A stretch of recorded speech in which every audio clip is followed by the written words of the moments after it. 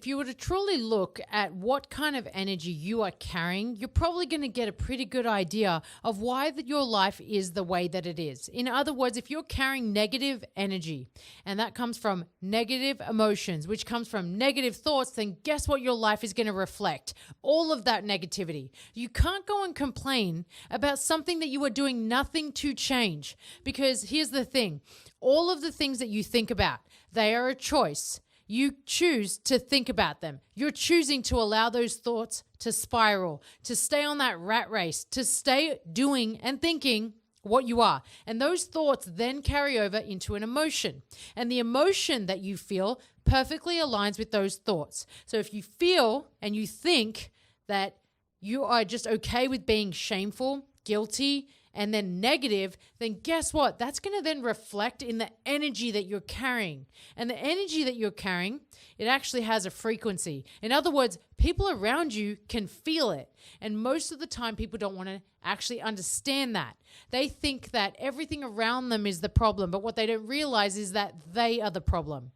So if something is not happening for you, don't go get mad about it to the world. Don't go and then tell everyone and everything that that's the problem. You're the problem. And you're the problem because it started with that thought process. The thought process is fully in your control. At any point, you can stop that thought. At any point, if you actually allowed yourself to become more aware of what you're thinking about, then instantly you can make that change. How do you do that? You have to have two options here. You can either stop and interfere the thought process with gratitude or with courage.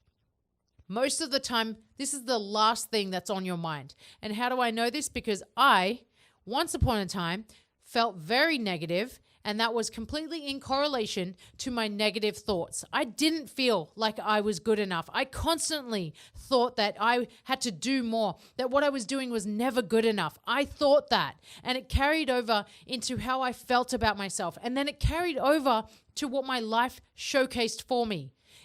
My life was a mirror, and your life is too. The mirror that you're walking around holding is telling the world, what do you think about? How do you feel about yourself? And if you change that, if you literally start changing the thought processes, start giving yourself some of those daily affirmations that you deserve, then your life is going to change. Everything will start happening for you.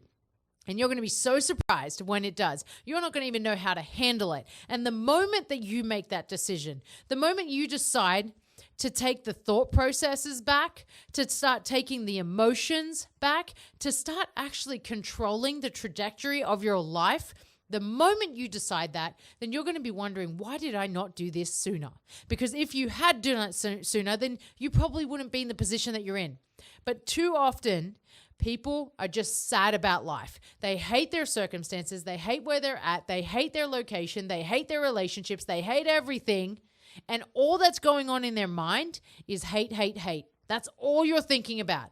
But maybe if you actually started showing some gratitude about what you do have, what you do love, then more of what you love will come into play. Less of what you hate will go away. You have to be willing to make a change. The only way you're going to make a change is if you start actually thinking. It starts with your headspace. It starts with your mindset, and your mentality will dictate the future of your reality.